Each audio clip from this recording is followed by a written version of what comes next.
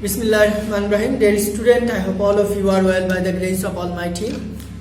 I am also fine. Because of this pandemic situation, we cannot teach you in our classroom. So, Srishti Central School and College actually has arranged online classes for you. Today I am Musharraf Hussain is with you to teach you an important topic of English grammar, that is exclamatory to assertive. Today we will discuss about how can we transform a sentence from exclamatory to assertive. First of all, we have to know the assertive sentence and exclamatory sentence.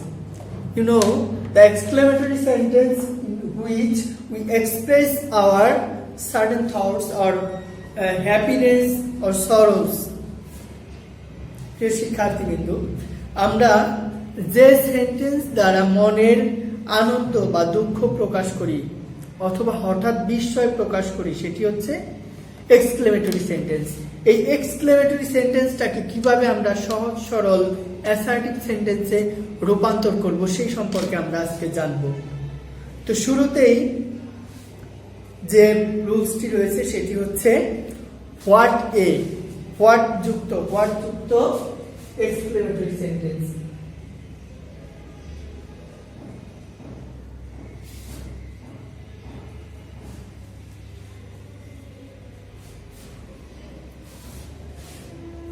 What অথবা how যুক্ত। আমি দুটি আলাদা করে লিখে দিচ্ছি তোমাদের, what এবং হাউ আলাদা সুবিধার জন্য। হোয়াট যুক্ত এক্সক্লেমেটরি সেন্টেন্সকে কিভাবে আমরা অ্যাসার্টিভ সেন্টেন্সে রূপান্তর করতে পারি সেটা আমি তোমাদের একটি স্ট্রাকচারের মাধ্যমে দেখিয়ে দিচ্ছি। দেখো, হোয়াট যুক্ত প্রথমে হবে তোমার সাবজেক্ট, এরপরে সাবজেক্টের পরে রয়েছে ভার্ব, সাবজেক্টের পরে ভার্ব, এরপরে রয়েছে এ অথবা এন, যদি অর্থাৎ এ এনটি বসবে তোমার আর্টিকেলের রুলস অনুসারে, ভাওয়েল থাকলে এন আর কনসোনেন্ট থাকলে এ। এরপরে ভেরি বা গ্রেট প্লাস বাকি অংশ,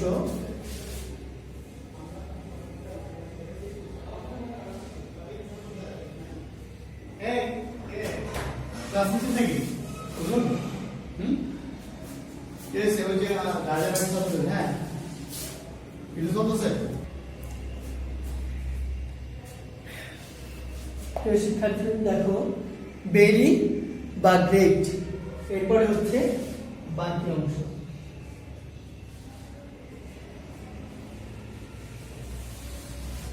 আমরা সহজে একটা উদাহরণের মাধ্যমে, তোমরা যে রুলসটাই পড়বে সেই রুলসটা একটা উদাহরণ মনে রাখলেই তোমরা সেই রুলসটি খুব ভালোভাবে মনে রাখতে পারবে।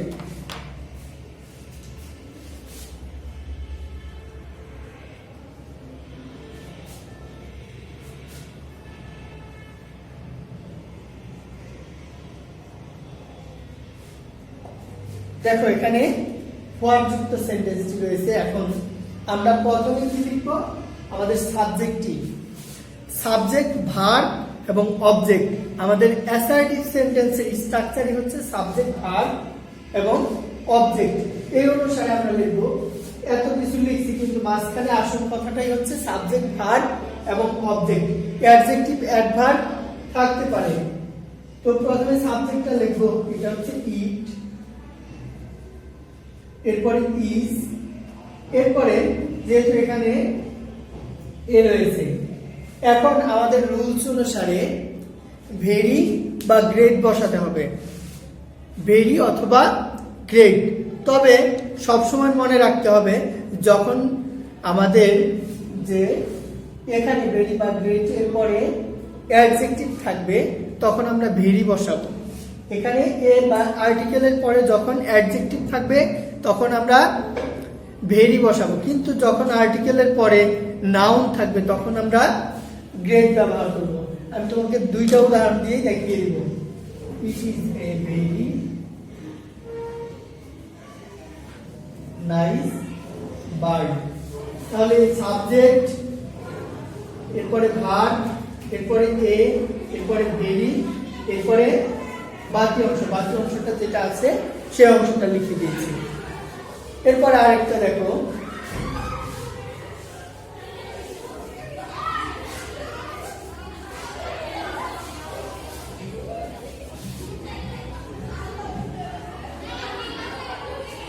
What is phone you are, এই সেন্টেন্সটিকে আমরা কিভাবে করতে পারি? প্রথমে ইউ সাবজেক্ট লিখলাম, এরপরে ভার আর, এখন ফোরটা কি? এফ ডাবল ও এল, ফোরটা হচ্ছে বুক, আর এটা একটা নাউন। তাহলে নাউনের পূর্বে কি বসবে? গ্রেড। এইভাবে খুব সহজে আমরা এক্সক্লেমেটরি সেন্টেন্সকে অ্যাসার্টিভ সেন্টেন্সে পরিণত করতে পারি।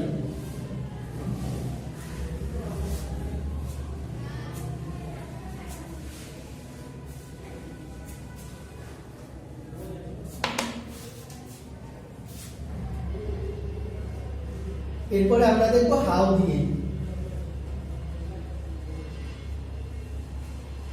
আমাদের হাউ দিয়ে যখন আমরা হাউ যুক্ত সেন্টেন্সটাকে, এক্সক্লেমেটরি সেন্টেন্সটাকে অ্যাসার্টিভ করতে যাব, তখন এই অংশটা ঠিক আগের মতোই, জাস্ট কি হবে না, এ এন্ডটা থাকবে না, অর্থাৎ এটা ভ্যানিশ হয়ে যাবে। এখানে প্রথমে হবে সাবজেক্ট, এরপরে ভার্ব, এরপরে বেরি, সাধারণত গ্রেড থাকে না, এরপরে বাকি অংশটা দেখো।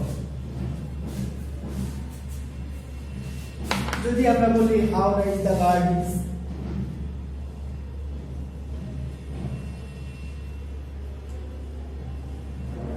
How nice the pen is, দেখো দ্য পেন হচ্ছে সাবজেক্ট, এরপর ভার্ব ইজ, এরপরে ভেরি, এরপরে বাকি অংশ। এভাবে খুব সহজে আমরা হোয়াট এবং হাউ যুক্ত সেন্টেন্সকে অ্যাসার্টিভ থেকে, এক্সক্লেমেটরি থেকে অ্যাসার্টিভ করতে পারি।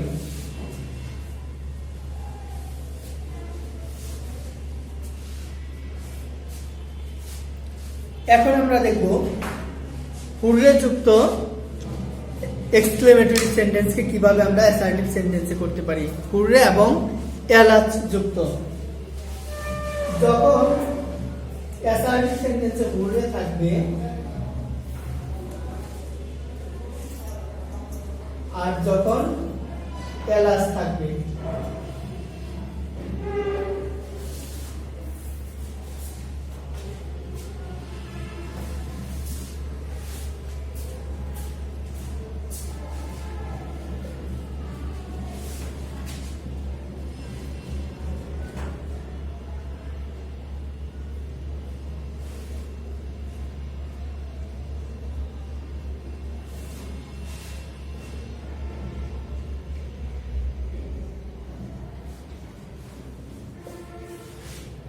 যখন থাকবে হুররে, আমরা তখন লিখবো it's a matter of joy that, এরপরে হুররের পরের অংশ।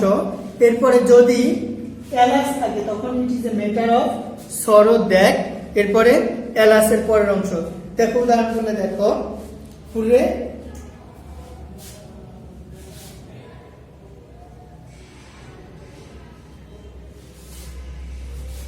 we have won the game, তাহলে এই রুলের পরিবর্তে কি লিখব? It is a matter of joy that we have won the game। আবার যদি এলাস থাকে, এলাস she is knows, সে আর বেঁচে নেই, তাহলে এখানে হবে it is a matter of sorrow that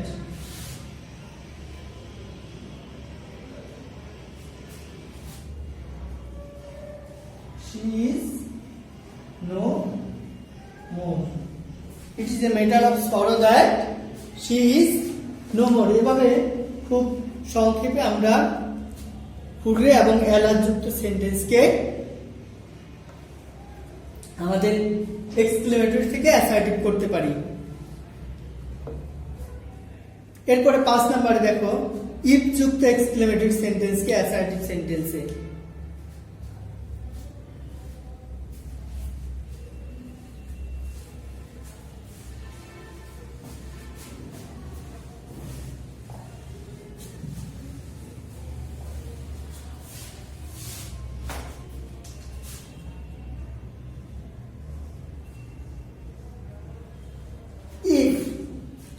এই ইফ এর পরিবর্তে subject plus wish plus subject বসবে।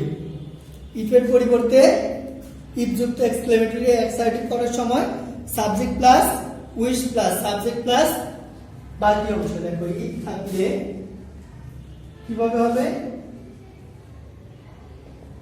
সাবজেক্ট প্লাস উইশ প্লাস আবার পুনরায় সাবজেক্ট প্লাস বাকি অংশ। যদি এরকমটা থাকে, ইফ যুক্ত অংশ যদি থাকে, if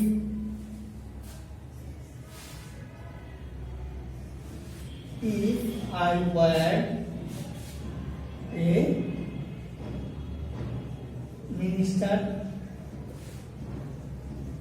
যদি আমি মন্ত্রী হতাম, তাহলে দেখো ইফ এর পরিবর্তে কি হবে? প্রথমে আমরা সাবজেক্ট লিখবো। সাবজেক্ট এখানে আছে আই, এরপরে উইশ।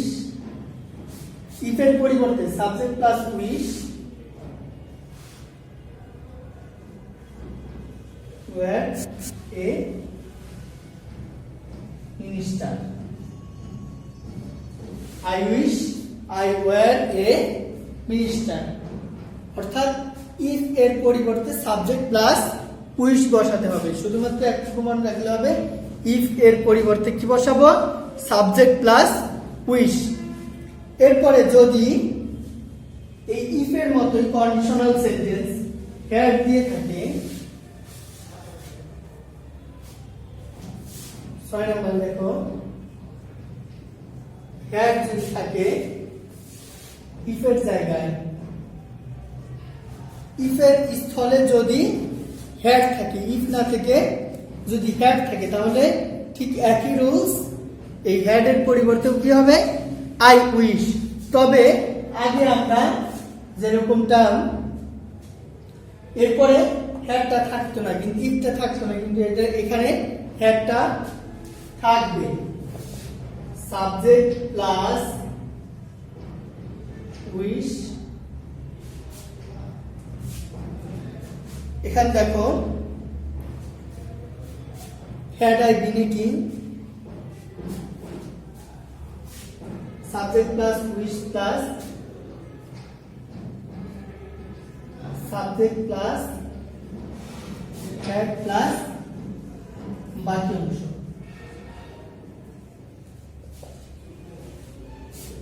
প্রথমে কি হবে?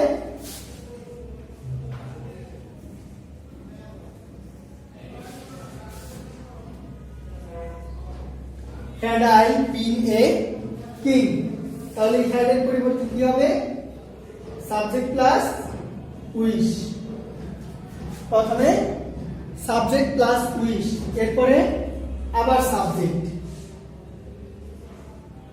এরপরে had প্লাস বাকি অংশ।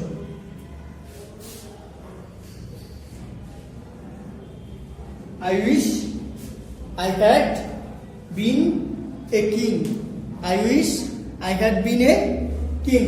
এটি হচ্ছে আমাদের 6 নাম্বার রুলস। এরপরে যদি would that থাকে, would that এর পরিবর্তে হবে I wish।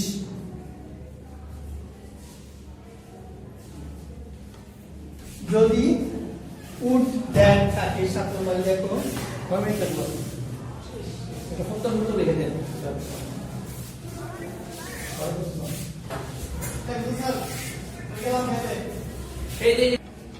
প্রিয় শিক্ষার্থীবৃন্দ, আমরা দেখো যদি এক্সক্লেমেটরি সেন্টেন্সে উড দ্যাট থাকে, অর্থাৎ ইফ, হ্যাড এবং উড দ্যাট, এই তিনটি হচ্ছে কন্ডিশনাল যুক্ত সেন্টেন্স। এরকম কন্ডিশনাল সেন্টেন্স যদি থাকে তখন এই ইফ এর পরিবর্তেও I subject plus wish, had এর পরিবর্তেও সাবজেক্ট প্লাস উইশ, এর মধ্যে মাঝখানে একটু পার্থক্য হচ্ছে সাবজেক্টের পরে আবার হ্যাড পুনরায় বসবে, কিন্তু ইফ এর পরিবর্তে সাবজেক্টের পর উইশের পরে আর কোথাও ইফ থাকে না। এরপরে উড দ্যাট, উড দ্যাটের ঠিক ইফ এর যে রুলস উড দ্যাটেরও একই রুলস, তাহলে subject plus wish plus subject plus বাকি অংশ। দেখো আমি একটা উদাহরণ দিই, উড দ্যাট,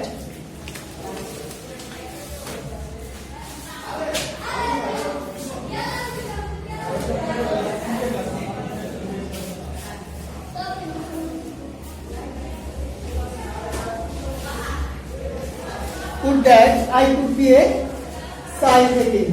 এই would that-টা মূলত if এর মতোই ব্যবহার করেছে এখানে। তাহলে subject plus wish, I wish I could be a child again. এই ছিল আমাদের এক্সক্লেমেটরি টু অ্যাসার্টিভ করার 7টি রুলস। এই 7টি রুলসের মাধ্যমে তোমরা সহজেই এক্সক্লেমেটরি সেন্টেন্সকে অ্যাসার্টিভ সেন্টেন্সে পরিণত করতে পারবে। তবে কিছু কিছু সেন্টেন্স রয়েছে যেগুলা এর বাইরেও, অথবা এই রুলসগুলোর বাইরেও, এগুলো কোনো নিয়মের মধ্যে পড়ে না, তোমার অর্থের উপর নির্ভর করে বিভিন্নভাবে হতে পারে। সেগুলো তোমরা আলোচনা করবে, প্র্যাকটিস করার মাধ্যমে তোমরা সেগুলো জানতে পারবে। তো পরবর্তী ক্লাসে অন্য কোনো টপিক নিয়ে তোমাদের সাথে কথা হবে। সেই পর্যন্ত সবাই ভালো থাকো, সুস্থ থাকো, সবার সুস্বাস্থ্য দীর্ঘায়ু কামনা করে আজকে বিদায় নিচ্ছি। আল্লাহ হাফেজ।